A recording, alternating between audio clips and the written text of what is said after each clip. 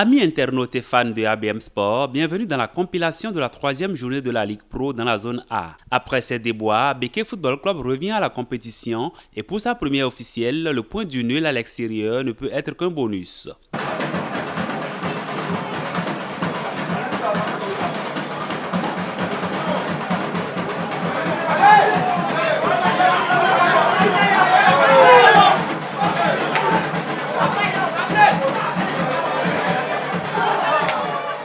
Opposés à Dynamo Football Club de Parakou dans une rencontre plus ou moins maîtrisée, les guerriers quelque peu émus et timorés par leur sauvetage in extremis se contentent d'un match nul et vierge.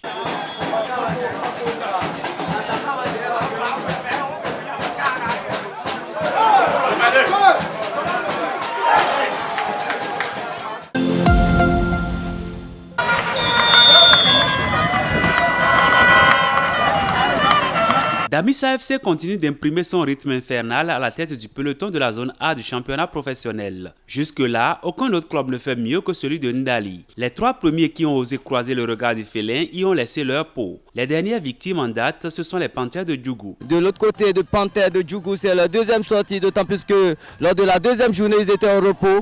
Et là, c'est le feu qui s'annonce du côté de la surface de réparation. Dans la bataille des fauves sur le gazon naturel du centre d'excellence de Ndali, Gani Worubata de Damissa Football Club donne le premier coup de griffe.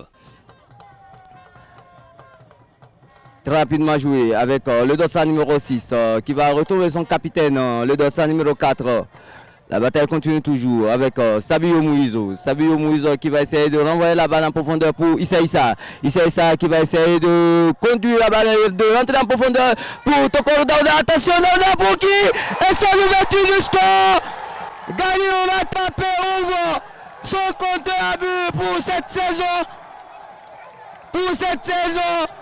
La patience dans la recherche du but et la phase de combinaison qui la précède trahissent la technique utilisée par le félin pour endormir son vis-à-vis et ouvrir le score dès la 15e minute. Malgré l'état de siège opéré par les Panthères de Djougou dans la seconde partie du match, la défense de Damissa tient bon et les lésions corporelles laissées par le seul coup de griffe du félin de Ndali finissent par être fatales aux fauves venus de Djougou. Et qui est présent face à toutes les actions de la défense. Attention! Belle combinaison avec le latéral 3, attention. Fait le break du côté de l'équipe de Damissa, le coup franc de l'équipe des Panthères qui sont à jouer, la frappe qui va passer juste à côté. 1-0 et Damissa FC porte à 9 son nombre de points engrangés en ce début de championnat.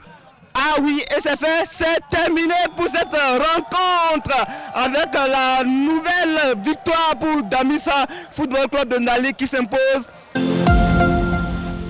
Dans les deux autres matchs de cette zone A, le vice-champion du Bénin n'a pu se défaire du Dynamique FC de Djougou. La rencontre, qui semblait pourtant déséquilibrée au vu des précédentes prestations des deux protagonistes, se termine par un score nul et vierge. À Niki, les cavaliers en bonne grâce font le service minimum face au Real Sport de Parakou. Le seul but de la rencontre est marqué à la 62e minute par Didier Chabi. Voilà qui vient mettre fin à cette production de la J3.